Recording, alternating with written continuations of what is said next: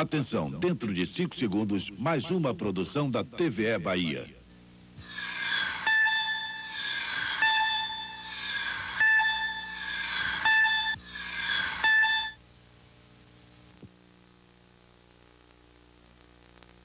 Boa noite. Ele nasceu em Porto Alegre, mas se considera baiano. Formado em Física, com mestrado em Educação pela UFBA e doutorado em Comunicação pela USP, o professor Nelson Preto tem 40 anos. Fez estágio no Centro de Televisão Universitária de Milão e, no momento, ensina Informática na Educação. E é coordenador da Rede Bahia, além de desenvolver pesquisas sobre novas tecnologias da comunicação e educação. O Frente a Frente está começando com Nelson Preto.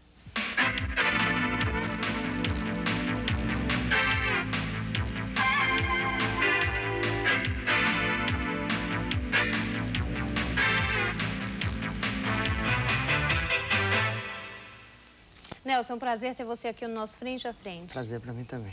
Nelson, eu queria que você começasse falando um pouco a respeito dessa reviravolta de alguma forma nessa vida. Assim que passa para mim, queria que você dissesse aí, foi isso mesmo que aconteceu ou não?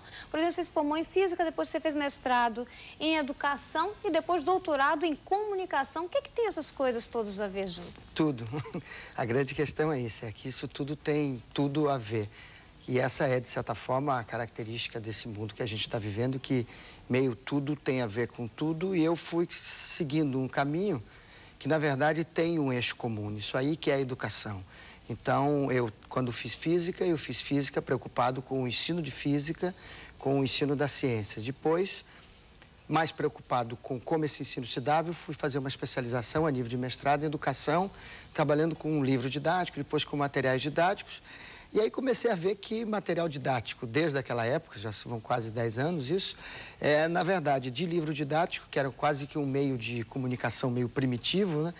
Eu tinha que mexer mais era com os materiais didáticos mais gerais, e os materiais didáticos que a gente tinha eram exatamente esses, a televisão, o vídeo, a informática, o computador. Então eu digo, então eu vou investigar um pouco a questão de como essas questões todas estavam presentes e como elas deveriam estar presentes na educação. E como é que você começou a fazer essa investigação e através de onde, de quê?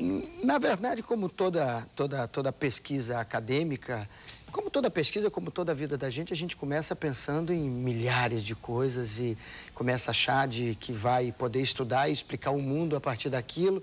Então eu começava a querer analisar as universidades, como é que elas estavam do ponto de vista de vídeo. Eu tive um tempo de trabalho na TVE do Rio, enquanto FUNTV, e aí tomei um espanto de ver que, de repente, todo mundo, naquela época, tinha e podia produzir vídeo. Eu digo, mas não é possível, com tanta gente produzindo vídeo, por que a escola não usa esses vídeos todos, tantos programas de televisão? Então, eu comecei a querer investigar a questão do vídeo. No meio do caminho, começou essa loucura da comunicação através de computadores. E eu digo, bom, a questão não é só o vídeo. Então, comecei a analisar todos esses recursos tecnológicos da comunicação e da informação e a educação, tentando estabelecer um pouco essa relação entre a comunicação e a educação. Quer dizer, como é que esses novos recursos estão presentes na sociedade, de que forma isso vem influenciando a forma da gente pensar. Também acostumado em casa, vendo todo mundo dizer, não, porque as crianças agora só querem ver televisão. Eu adoro ver televisão e não via problema em colegas, professores, dizer, todo mundo só quer ver televisão, só quer ver computador. Eu digo, que bom. E todo mundo diz, que bom, isso é horrível. Eu digo, não vejo horrível. Por que você tem essa outra visão a respeito disso, de ver televisão mesmo, de estar em frente sempre de um computador? Eu acho que, na verdade, isso tem a ver um pouco com o geral, né? No sentido de que não é só com relação à televisão, ao computador. Tem a ver com a própria postura que a gente tem em relação ao mundo, né? Eu já fui um pouco desses pessoas criados um pouco na frente dessas coisas todas e comecei a me relacionar com elas sem preconceito do novo. Eu acho que isso que era a coisa que mais, isso é o que mais assusta todo mundo, né? Você imagina, você pensar que na hora de ligar um vídeo em casa, o pai tem que pedir para o vídeo ligar, pedir para o filho ligar. Isso desestrutura um pouco a relação familiar. O pai sempre com aquela culpa, os pais com aquela coisa de autoridade. Porque quem sabe tudo. Quem sabe tudo, os professores. O professor é um deus dentro da sala de aula, né? Então o menino chega lá, passou o dia lá no Dom, passou o dia lá no SimCity, discute planejamento urbano, porque o SimCity é um joguinho em que ele constrói, ele é o dono de uma cidade. Imagina, um menino de 8, 9, 10, 11, 12 ou 40 anos sendo dono de uma cidade. Você tem uma cabeça, uma percepção muito grande com isso. Aí eu comecei a ver que eu digo, bom, eu vou ter que me relacionar com essas tecnologias sem esse preconceito do novo. E comecei a ver que a maioria das pessoas que reagem a isso, reagem muito pelo preconceito do novo e muito pela perda de poder que elas começam a ter, porque a comunicação se dá mais rápida, né? Além dessa perda de poder, esse medo dessa perda, mas não tem também um outro medo embutido nisso aí, de que essas pessoas parem na realidade ou diminuam o seu ritmo de pensar e substituam essa outra forma de comunicação, por exemplo, pelo livro, porque... Pois é, eu pensei que você ia dizer essa outra forma de pensar. De pensar. Porque aí é verdade, o que vai acontecer é justamente isso. E você fala pensar e quando a gente vai discutir o que o televisão e o vídeo colocam, a gente deixa o pensar como se o pensar tivesse numa determinada redoma e que sempre se pensou igualmente ao longo da história da humanidade. Não. Não, essa forma que nós pensamos hoje, que é uma forma linear, cartesiana, é uma forma que tem determinadas características de pensar. Hoje, essa meninada já pensa diferente. Tem um físico muito famoso que uma vez perguntaram para ele, professor, quando é que o senhor acha que uma nova teoria vai... Quando é que uma nova teoria da ciência se implanta? Ele fez, quando os velhinhos morrem todos, porque aí os novos estão criados na nova teoria e eles então já vivem essa nova teoria. Então essa mesma coisa, enquanto a gente está nessa convivência, e essa é a crise do momento, essa revolução que a gente está vivendo, hoje é um pouco isso. A gente está convivendo hoje um pouco com um lado pensando linearmente e outro pensando alucinadamente, com outras formas de leitura, leitura de imagem. Hoje em dia você tem que ter alfabetização da imagem.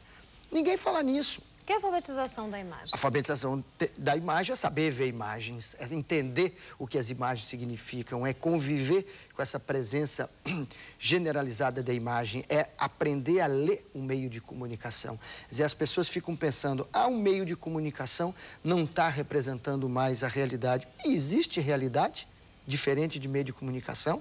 A partir desse momento aqui, se eu começar a falar umas maluquices qualquer aqui e todo mundo que está me vendo aqui acreditar, a realidade já passou a ser isso. Mas o perigo não passa a ser esse também? Quer dizer, a partir do momento em que se dá somente uma informação, você vai assistir um jornal, né?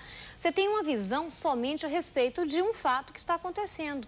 Mas acontece que esse fato e essa realidade pode ter várias formas de se enxergar. Não é esse o perigo dessa forma de comunicação que, de alguma forma, as pessoas temem que seja, por exemplo, que o livro seja substituído por ela e que dessa forma não te dê margem de te dar outras formas de pensamento em relação a um único fato? Exato, eu acho que sim. Agora, a questão é, por que ter medo do perigo?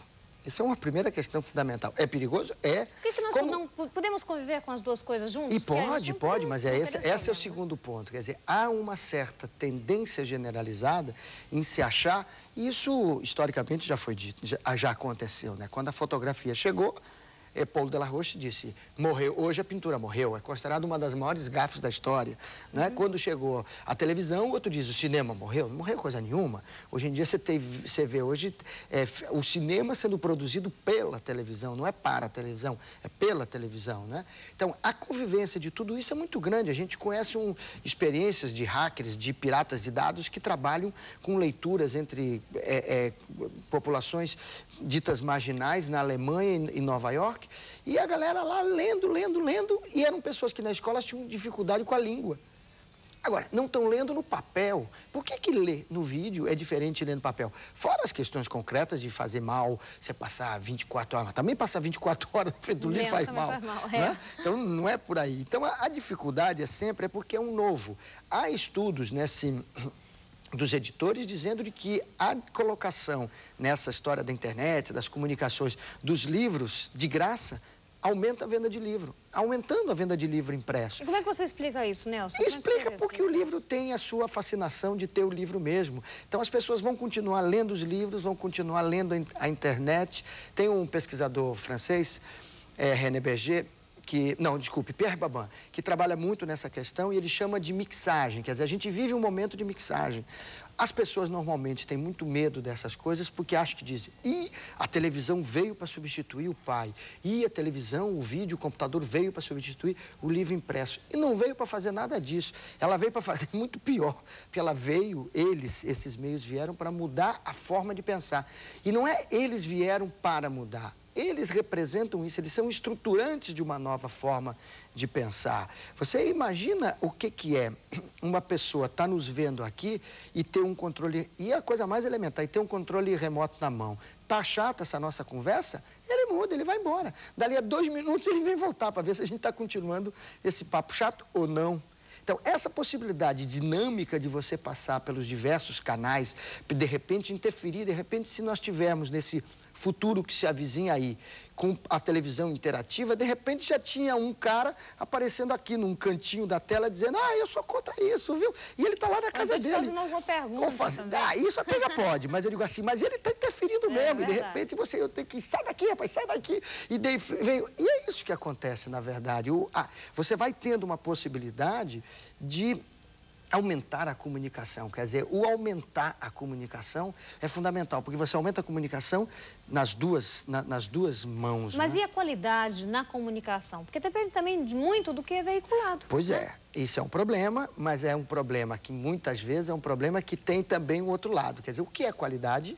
Qualidade é sair tudo bonitinho, é olhar para o lugar certo na câmera, a gente está bonitinho aparecendo, ou a qualidade passa também por isso e por uma questão de conteúdo. A gente tem no Brasil... Eu falo da qualidade, o conteúdo principalmente. Pois é, mas a gente tem no Brasil um problema muito sério que a Rede Globo, por competência, introduziu, que ela estabeleceu um padrão de qualidade que, por exemplo, para as televisões públicas é um problema, porque fica todo mundo correndo atrás desse padrão de qualidade. Só que ela tem muito dinheiro, e é muito dinheiro.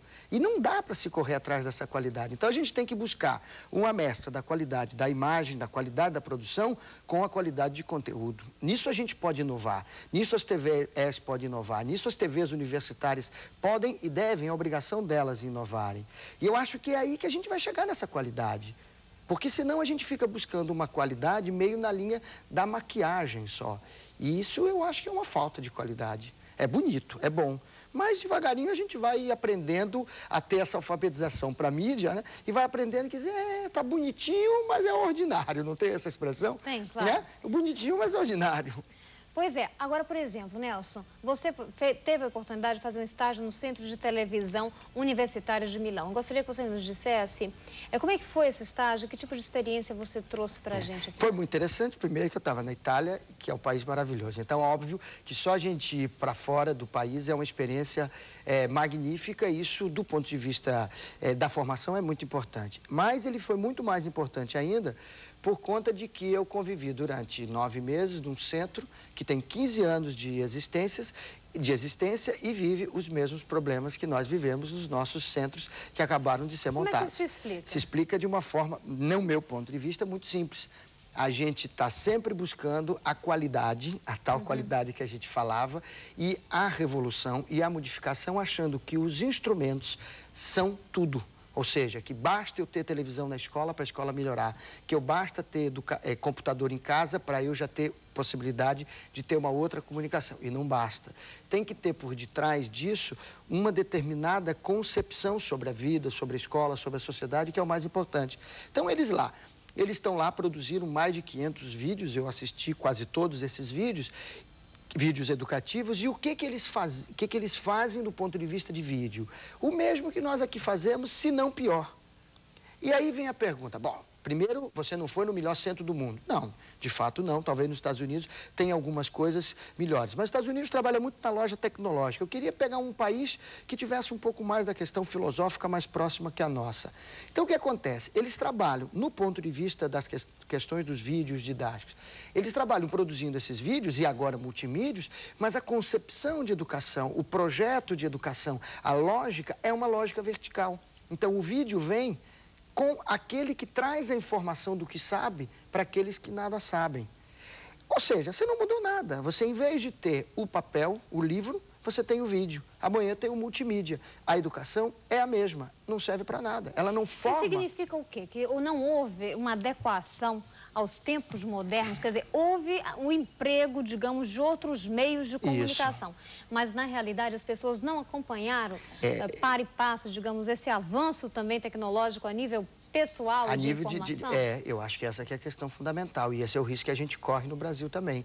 Quer dizer, ou seja, a gente acreditar que basta introduzir a tecnologia e ela por si só resolve.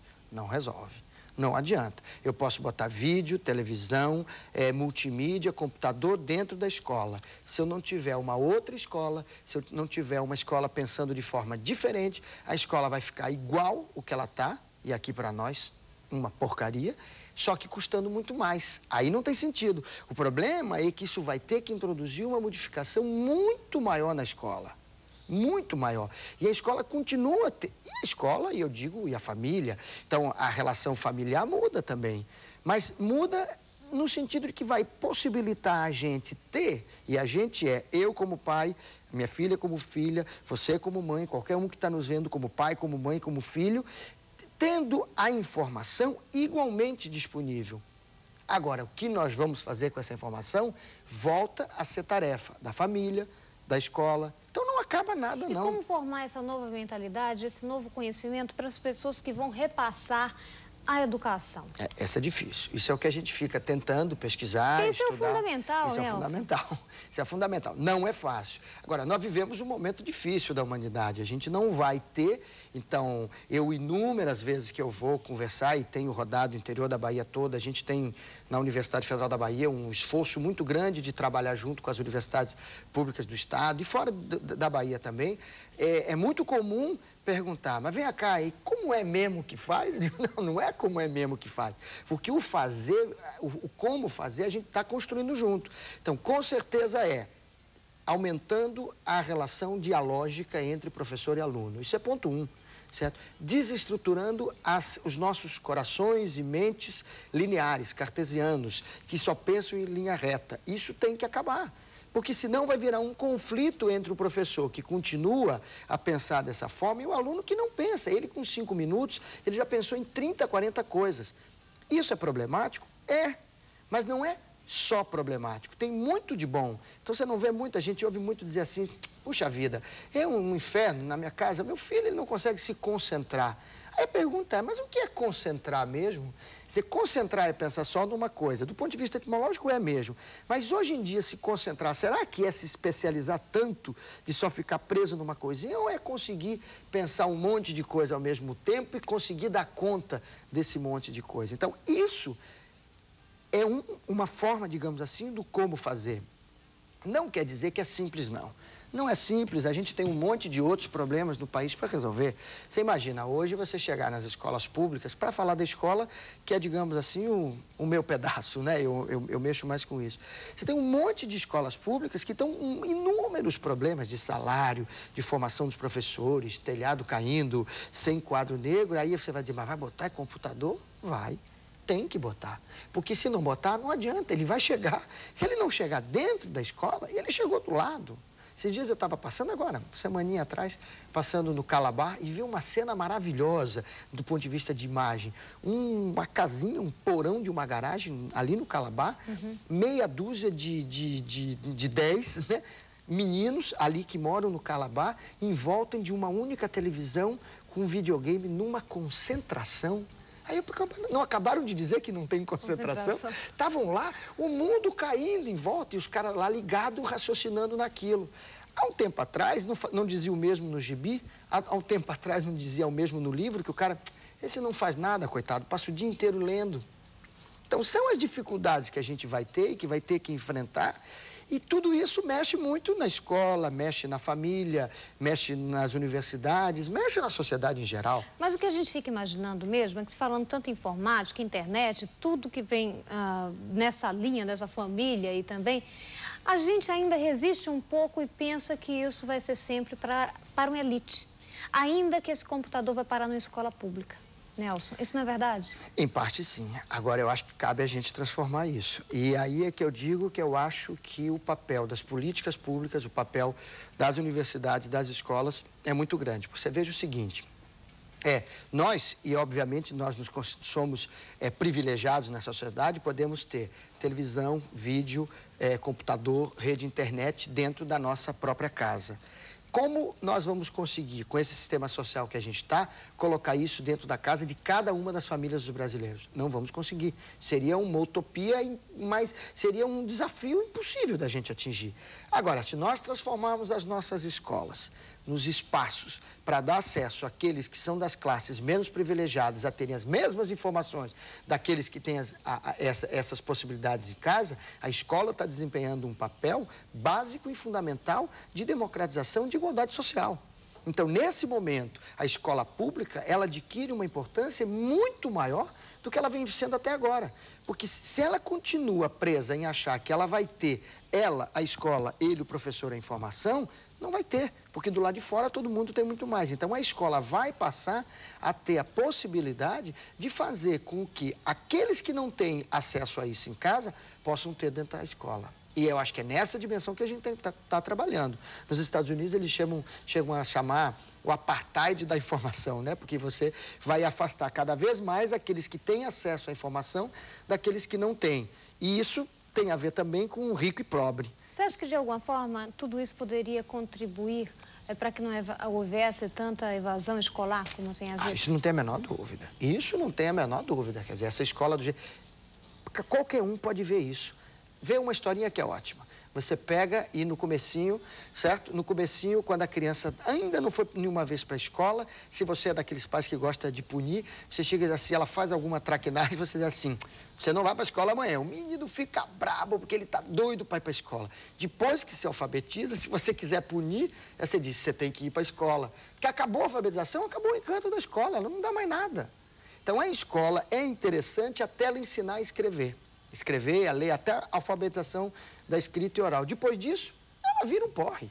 Então, na verdade, não se trata de introduzir essas tecnologias para a escola ficar bonitinha, alegrinha, high-tech, coisas desse tipo. Não. Se trata de introduzir essas novas tecnologias como uma forma de transformar a própria escola. E eu acho que esse que é o grande barato. Ok, Nelson, nós então agora vamos para o intervalo e voltamos daqui a pouquinho.